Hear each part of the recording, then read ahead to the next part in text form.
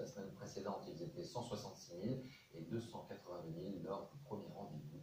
Diane Stinger, Yves Ginca, Lou Cricol. Une frénésie de destruction. Des manifestants s'acharnent sur ces grilles du jardin des Tuileries. Des cris de victoire, des cris d'effroi, et au loin déjà les sirènes des pompiers. Sous cette grille de plusieurs dizaines de kilos, un gilet jaune a été écrasé. Il est grièvement blessé. L'un des plus graves incidents de la soirée rue de Rivoli, dans un quartier parmi les plus chics et touristiques de Paris. À 4 km de là, une multitude de brasiers. Un des gilets jaunes a été écrasé.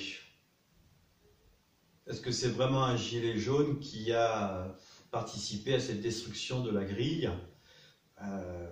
Attention, la journaliste devrait faire attention avant d'affirmer ça. Est-ce que je vais vous faire ce soir le coup d'optimisme comme pour vendredi, pour vous dire que oui, on va vers une démocratie directe, en tout cas participative, et oui, est-ce qu'on va éviter la violence? Ah, effectivement, l'apparence ici, elle vient contredire, en tout cas la deuxième, le deuxième critère d'optimisme, mais je pense que c'est que de l'apparence. Ça a été réalisé, il y a eu vraiment beaucoup de violence, hein, beaucoup de violence, qui a été en plus contenue, donc exacerbée, sans vouloir dire qu'il y a eu une stratégie hein, autour de ça. Je dirais l'histoire le dira, comme on dit, mais de toute façon, cette violence, elle a montré quoi surtout?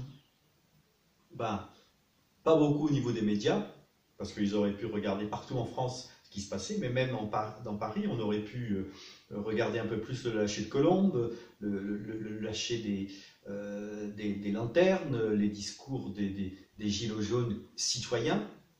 On voit bien que quelque part, là, on a marqué, malgré cette violence, malgré ce côté très tragique de ces blessés, et puis ce côté lamentable, hein, oui, c'est lamentable, mais même si derrière, quelque part, sur la forme, c'est lamentable, mais sur le fond, il y a des gens derrière qui voudraient faire avancer des idées anarchistes, libertaires. Il y a quelque chose à prendre dans cette philosophie. Voilà, moi je vais vous le dire, maintenant, moi je suis non-violent, et donc la forme, c'est inacceptable pour moi.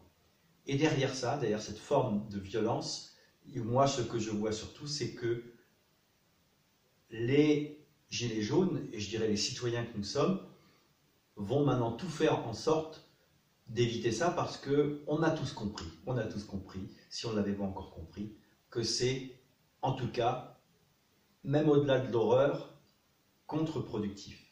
Ça ne sert pas. La énième phase de révolution permanente ne servirait à rien. Donc, plus de révolution permanente. Voilà. Plus d'opposition entre des révolutionnaires et un gouvernement. Il faut qu'on travaille tous ensemble. Ça devient une évidence qui devient de plus en plus criante, effective, incontestée, incontestable et incontestée à tous les niveaux. Donc, voilà, donc pour moi, il y a vraiment lieu d'être optimiste. J'ai bien l'impression quand même que la réforme sur les taxes va être au moins suspendue. J'ai bien l'impression que la réforme de l'ISF va être revue rapidement. Donc, le troisième, je dirais le troisième niveau d'optimisme, en plus de cette démocratie participative, en plus de cette prise de distance par rapport à des actions violentes et la révolution permanente, il y a, à mon avis, très rapidement, pour le gouvernement, la nécessité de donner quelque chose aux citoyens que nous sommes. Et pas rien, quelque chose de très significatif, quelque chose qui était à la hauteur de l'intelligence et de la demande des citoyens que nous sommes à travers ces mouvements gilets jaunes. Donc, oui, voilà. 3 éléments d'optimisme qui, j'espère, ne vont pas être démentis dans les jours qui viennent. Dont acte et à suivre. Sur leur volonté d'être les porte-parole, je cite, d'une colère constructive, ont souhaité prendre la parole dans une tribune dans le journal du dimanche. Difficile d'évaluer une nouvelle fois qui ils représentent. Est-ce une nouvelle étape vers une sortie de crise ou un appel sans issue? Justine Veil avec nos bureaux de Toulouse et de Rennes. Ils sont des engagés de la première heure. Visage historique du mouvement, ces gilets jaunes appellent à la modération et au dialogue. Dans une tribune rédigée à 10 et publiée dans le journal du dimanche, ils se revendiquent porte-parole d'une colère constructive. Leur volonté, enfin négocier avec le gouvernement. On n'est pas plus légitime, mais il faut trouver une porte de sortie. Il va bien falloir que quelqu'un se bouge. On ne peut pas dire en bas, ben oui, il n'y a pas de porte-parole, mais on a des revendications, et puis finalement, personne ne va les porter. Donc il faut bien que quelqu'un le fasse. Leurs revendications, entre autres, moins de taxes sur les carburants, des états généraux de la fiscalité et le recours au référendum sur les questions de société. Un éventail large et une volonté de se structurer politiquement. Les Gilets jaunes vont se transformer certainement en mouvement politique. Il faut bien, c'est la demande de la base, puisque les partis aujourd'hui ont failli, ne nous représentent plus. Et être présents au niveau... Moi, je ne suis pas vraiment trop d'accord et je ne pense pas que ce soit la solution et que ça va aller vraiment vers là, de créer un nouveau parti politique. Non, il faut vraiment créer une dynamique citoyenne élargie. Oui, sans chef. C'est pour ça que quelque part, c'est vrai que derrière les anarcho-libertaires, il y a toujours ce message de dire nous ne voulons pas de chef, nous ne voulons pas nous organiser. Il y a quelque chose à prendre là-dedans, vraiment. Moi, je pense.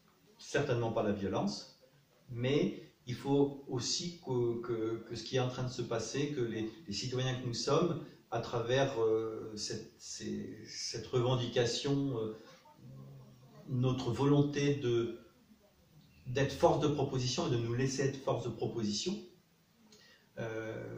Non, je ne pense pas que ça passe par la création d'un nouveau parti, parce que là, on recommence, sur des solutions qu'on voit bien qui ne marchent plus depuis longtemps et sur lesquelles il faut vraiment réinventer la démocratie. Donc ça, effectivement, il faut accepter encore une fois de ne pas avoir de solution pour maintenant. Voilà. Ne cherchons pas de solution pour maintenant en termes d'organisation.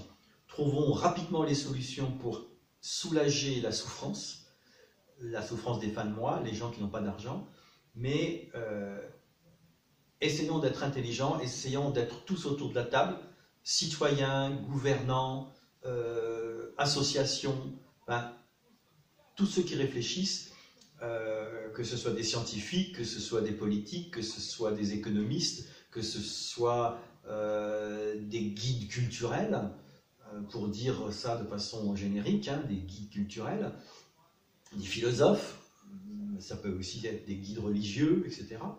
De dire, voilà, comment on va réinventer ça, comment nous en France, on va saisir cette opportunité de réinventer une nouvelle façon de vivre ensemble et de décider ensemble en commun accord et localement. Donc moi, j'ai des idées là-dessus. Je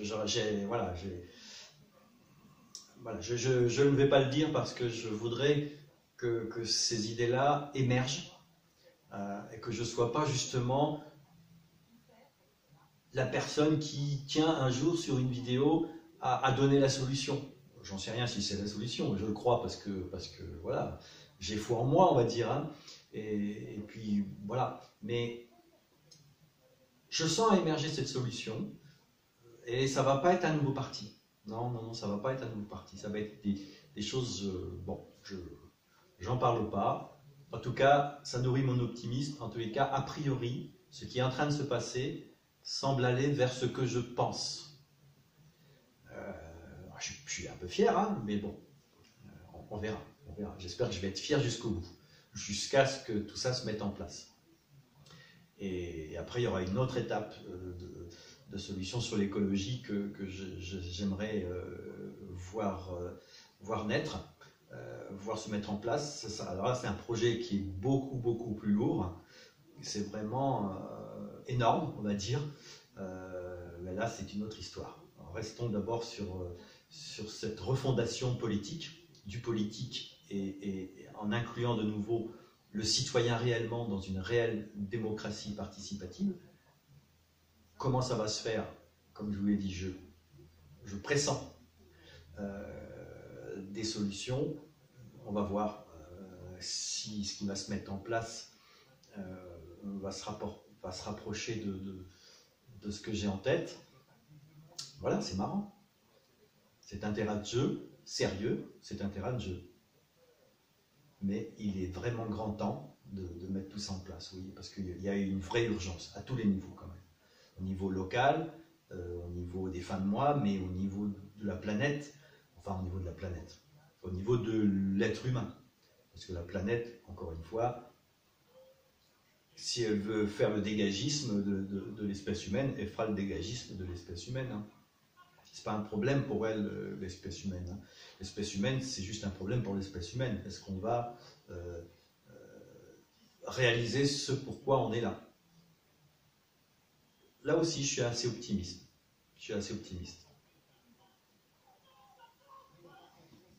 Allez, je vous mets encore un petit peu de violence. Bon, pas si vite, hein.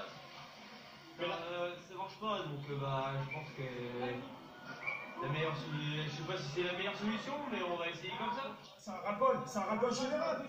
Regardez, il y a des mecs qui n'ont rien à voir. J'arrive même pas à vivre. 700 €, je fais comment? Dites-moi, je fais comment avec 700 €? Je paye 500 € de loyer, il me reste 200 à vivre. Je fais comment? Moi, je pense, 1440 €, je suis infirmier, 1440 €. Elle est où la donnée? C'est la première fois que vous manifestez? Mais non, c'est pas la première fois, mais on nous entend pas, nous les jeunes. On dit ça y est, c'est des petits jeunes cons qui viennent de banlieue. Non, du tout, on avait réussi notre vie, nous aussi. Parmi ceux que nous avons rencontrés, des étudiants, infirmiers ou artisans, pas forcément politisés, ils comptent parmi les auteurs de violences sans précédent selon la préfecture de police. Mais ils ne sont pas les seuls. Vous n'avez pas peur pour votre sécurité, vous n'avez pas peur d'être Voilà, j'ai peur pour la sécurité de la France, voilà. Je suis un patriote, moi. Je suis pas comme Macron. Désir matin, des groupes d'ultra-droite sont présents en haut des Champs-Élysées. Ils arborent la croix de Lorraine, symbole repris par l'extrême droite. Ou encore la croix celtique, emblème du GUD, le groupe Union Défense, réputé pour ses actions violentes depuis les années 70. Sur cette vidéo amateur, une des figures du nationalisme est prise à partie par des antifascistes. Hier, ultra-droite et ultra-gauche portaient le même gilet. Ils ne travaillent pas ensemble. En revanche, les méthodes sont identiques. Il y a toujours eu des convergences pour le moment de confrontation, et puis on règle les comptes après. Les symboles de l'ultra-gauche, eux aussi, étaient bien visibles hier. Donc voilà,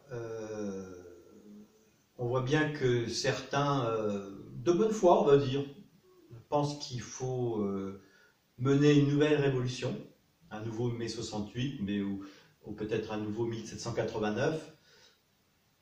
Encore une fois, j'y crois pas. Encore une fois, je pense qu'on va l'éviter. Encore une fois, ceux qui vont l'éviter, ce sont les citoyens que nous sommes, qui sont derrière et qui sont les gilets jaunes de la première heure. Allez, j'arrête avec mon optimisme. Pour cette fois, je ne désarme pas avec non-violence. Parmi les 372 personnes, en réalité, les 2/3 vont passer en comparution immédiate demain ou après-demain. C'est ce qu'ont demandé le procureur de la République. Gérard Cancourt, les auteurs de ces violences assez diverses. Oui, alors c'est vrai que quelque part, il y aura peut-être une autre vidéo sur ce que je voudrais appeler la confiscation par la folie de l'ego. Hein. C'est-à-dire que ce qu'il y a derrière ces combats, mais c'est des combats que mènent aussi les gens qui accèdent aux responsabilités, qui pensent plus des fois accéder au pouvoir que d'accéder aux responsabilités, qui devraient être à notre service, puisqu'on a voté pour eux. Eh bien, quand même, la folie de l'ego amène quand même une pression confiscatoire à tous les niveaux. Au niveau de l'entreprise, au niveau des taxes, et il y a une pression confiscatoire aussi du mouvement citoyen, par des ultras qui pensent, encore une fois, je vais dire de bonne foi, que la seule solution, c'est la révolution. Et donc, il faut faire attention, nous citoyens, eh bien, d'arrêter de nous faire confisquer nos biens, d'arrêter de nous faire confisquer nos chances de travailler, donc d'accéder encore plus à une dignité, bien sûr accompagnée d'une rémunération à bonne hauteur, et arrêter aussi de nous confisquer. Et là, je dirais, il y a les casseurs, mais il y a aussi l'arrogance d'un gouvernement qui ne veut pas céder, qui envoie les troupes, eh bien, de confisquer nos chances de trouver une autre solution, une nouvelle solution politique, une nouvelle organisation du vivre ensemble au niveau d'une nation. Confisquer aussi, arrêtons de nous faire confisquer le mot nation, le mot nationaliste. Moi, je ne suis pas nationaliste, je suis régionaliste, je suis même localiste. Je pense que les solutions doivent être locales, mais je ne veux pas aller trop loin dans les solutions que j'ai en tête. Mais donc, il y a beaucoup de choses que l'on nous confisque, et notamment des chances de réfléchir, d'exercer notre intelligence, et donc le risque de nous confisquer les vraies solutions dont on a besoin, et qui viendront de nous, certainement du groupe qui est en train de se constituer et qui est en train de se cristalliser autour de ces mouvements de citoyens qu'on appelle les mouvements des Gilets jaunes. Voilà.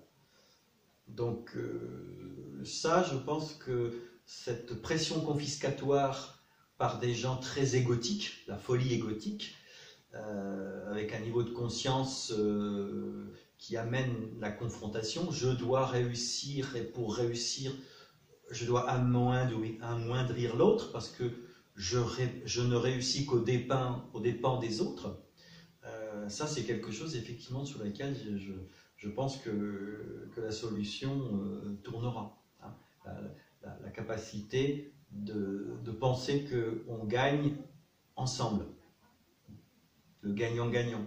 Comment mettre en place de façon politique, de façon durable, de façon structurelle, organisationnelle, institutionnelle, un vivre ensemble qui est basé sur le gagnant-gagnant. Voilà. Donc cette fois, je m'arrête. Un petit coup de Mélenchon, tiens, je vois ça. Certains font de la surenchère. Après un rassemblement place de la République vendredi, c'est devant l'Élysée que François Ruffin est allé réclamer la démission du chef de l'État. Emmanuel Macron doit maintenant partir. Qui doit partir en moto, à cheval, en trottinette, en hélicoptère, mais qui doit partir. Les oppositions comme la majorité... Alors là, je suis obligé de réagir aussi. Ça sert à rien de couper les têtes. Vraiment. C'est encore une vieille histoire de révolutionnaire. Ok, la résistance d'Emmanuel Macron, de son gouvernement, voilà, on sent bien que c'est pas la bonne réaction, la bonne posture. Mais donnons-lui cette chance de se rattraper. Il est là, il est au pouvoir, il a été élu. Eh bien, mettons-le autour de la table. On va bien voir. Il sera toujours temps de faire une motion de censure, etc. Vraiment circonstancié en fonction de résultats. Bien sûr, on veut des résultats rapides, bien sûr, ça presse, il y a des gens dans la misère, malgré tout, ils travaillent, ils font ce qu'ils peuvent, ils n'y arrivent pas. Donc là, il faut une réponse rapide. Donc on va voir si lui, il est capable d'émettre tout ce qu'il faut, de mettre en place tout ce qu'il faut avec son gouvernement pour avoir des réponses concrètes rapides, et voir si derrière, il peut changer de posture aussi. Et donc, est-ce qu'il peut être sensible à ce besoin d'organiser une démocratie participative, par exemple. Voilà. Bon, là, cette fois, je m'arrête. Si je vais encore écouter, encore. À cette crise de la représentation, à ce rejet des organisations politiques, où les mots semblent usés, où les propositions de solutions ne sont pas acceptées. Simplement, quand le cadre politique est à ce point désagrégé, eh bien la violence est forcément beaucoup plus présente, et c'est ce qu'on a mesuré. Finalement, à la hauteur de la déception, des attentes. À hauteur, tout à fait, de la déception aussi, et de l'alternative, parce qu'il avait bien compris ce sentiment qu'il entendait porter, faire de la politique autrement, en agrégeant des hommes politiques de gauche et de droite, en s'appuyant sur la société civile. C'est ça qui avait aussi créé la promesse d'Emmanuel Macron, et là il est confronté à une contestation extrêmement forte qui le touche aussi personnellement. On vient d'entendre l'ensemble du personnel politique, ceux qui ont été aussi à un moment donné un temps désavoués, aussi désavoués par la rue aujourd'hui. À bientôt.